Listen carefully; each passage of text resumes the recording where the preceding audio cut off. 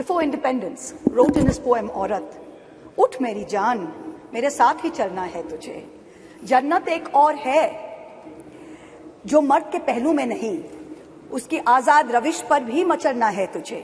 बन के तूफान छलकना है, उबलना है तुझे। उठ मेरी जान, मेरे साथ ही चलना है तुझे। This is in India, where Tagore in 1928 wrote in his poem Shobola, নারী কে আপন ভাগ্য জয় করিবার কেন নাহি দিবে অধিকার হে বিধাতা?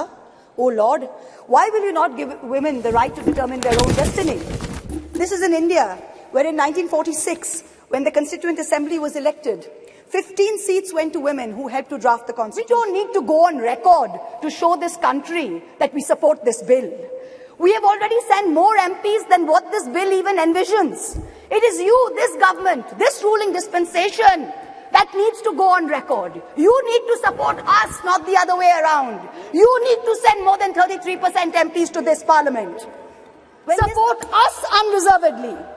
In conclusion, I can only echo the poet Rehana Ruhi's words. दिल के बहलाने का सामान ना समझा जाए, हमको अब इतना भी आसान ना समझा जाए।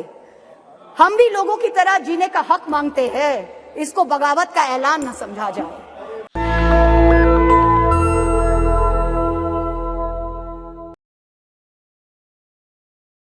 To speak on the women's reservation, the Nari Vandan Bill.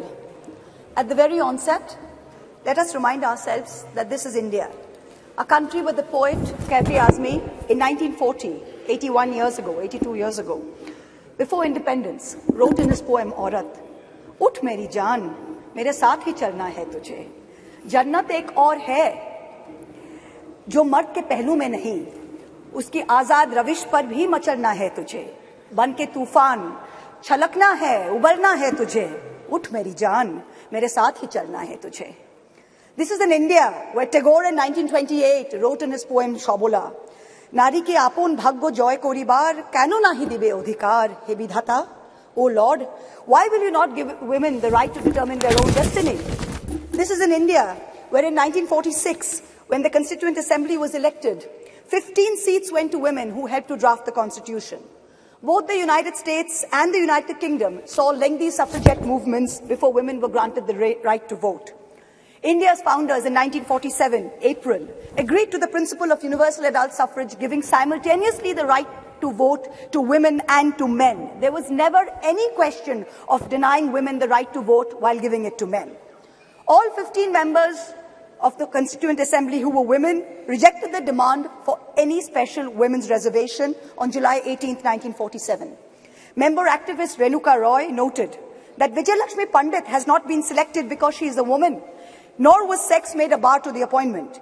It is her proven worth that has been responsible for her appointment to the high office of ambassador to a land. The demand for special reservation is an insult to our intelligence and to our capacity. So sure were our founding mothers that this great land would not deny her women their rightful place based on merit. But alas, it is 75 years later. And today, it is both my pride and my shame that I stand here as a woman in India's parliament speaking on a women's reservation bill. It is my pride that I belong to the All India Trinamool Congress, a party that sends 37% women among its members to parliament. It is my chagrin that I belong to a Lok Sabha, a house of the people, that on aggregate has only 15% of its members as women, far below the global average of 26.5%. and also below the Asian regional average of 21%. As this government claps itself on its back for its rankings on various global stables, let it also hang its head in disgrace that this same India ranks 140 out of 196 countries in the Inter-Parliamentary Union League tables on women's representation. Within women parliamentarians, Muslims and Dalits have been consistently underrepresented. From 1952 to 2004, only 8 Muslim women were elected to India's parliament, to the Lok Sabha, many of who served multiple terms.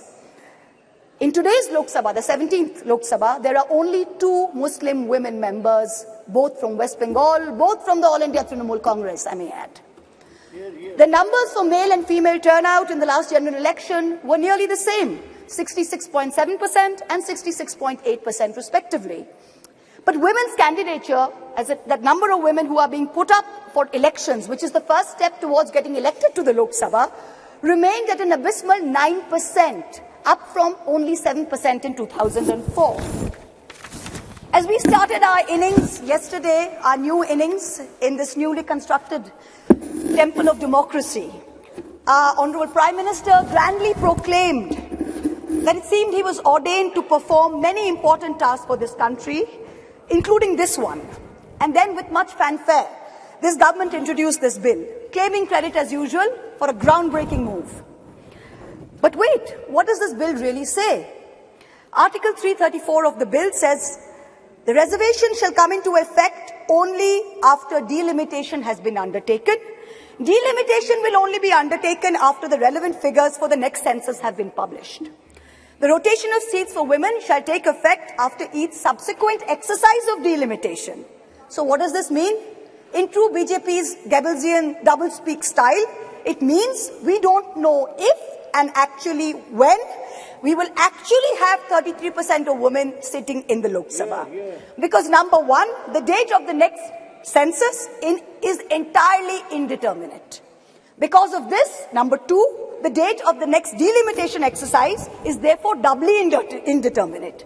It is also controversial, as my esteemed colleague Kanimoji from the DMK spoke. She said, according to the data, we will have an increase of 0% in the number of seats for Kerala, 26% for Tamil Nadu, but a whopping 79% increase for both Madhya Pradesh and Uttar Pradesh. So women's reservation is dependent on two totally indeterminate dates. Can there be a greater jumla? Forget 2024. This may not even be possible in 2029. We are being asked time and again, do we support the women's reservation bill? Trinamool Congress is bill ko support karega ya nahi? BJP's liaison members are reaching out to us, calling us, asking us to support this bill wholeheartedly. No ifs, no buts, pura support, please kijiye. To them we say very clearly, we not only support a women's reservation bill, but in truth it is Mahua Banerjee, India's only female chief minister today, who is the mother of this bill, who has given birth to the original idea where she has unconditionally sent 37% of women MPs to this parliament on her ticket. What you have brought here, what this government has brought here today, is not a women's reservation bill. It is a women's reservation rescheduling bill and should be renamed as such. Its agenda is delay. Its agenda is not reservation. The endless dithering over when there will be the next census, when there will be the next delimitation, will only ensure that the urgent need of reservation for women in elections to the parliament and to state legislatures will be indefinitely delayed yet again. Alas, this is not the historic bill that it is being touted as. It is a sham. And for the women and the men and the girls and the boys who will be the future women and men of India, we had better recognize this because it is staring at us in the face. And I also hope that a sufficient number of amongst us, the current members of parliament, also recognize this bill for what it is, which is a sham. The question of women's reservation requires action, not the placebo of legislatively mandated procrastination. To the government and the ruling party, I say this: give us this day our equal rights. We hold up half the sky. Give us at least a third of our earth. Mamata Banerjee and the Trinamool Congress have already walked the talk. We don't need to go on record to show this country that we support this bill. We have already sent more MPs than what this bill even envisions. It is you, this government, this ruling dispensation that needs to go on record. You need to support us, not the other way around. You need to send more than 33% MPs to this parliament.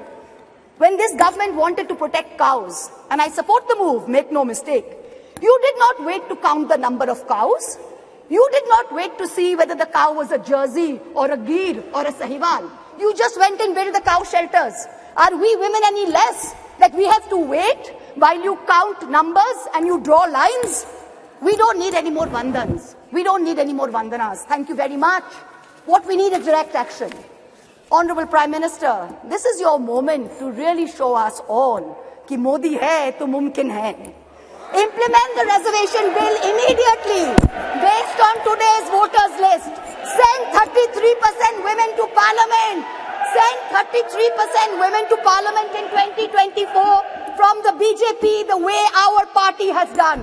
Support us unreservedly. In conclusion, I can only echo the poet Rihanna Ruhi's words. दिल के बहलाने का सामान ना समझा जाए, हमको अब इतना भी आसान ना समझा जाए. हम भी लोगों की तरह जीने का हक मांगते हैं, इसको बगावत का ऐलान ना समझा जाए. Thank you very much. National Dastak की आपसे गुजारिश है कि अगर इसको बचाना चाहते हैं तो नेशनल दस्तक को सब्सक्राइब करने के लिए रेड कलर के सब्सक्राइब बटन को दबाएं, फिर बेल आइकन की घंटी दबाएं. नेशनल दस्तक को बचाने के लिए बहुत जरूरी है कि हर खबर को शेयर करें, लाइक करें, कमेंट जरूर करें.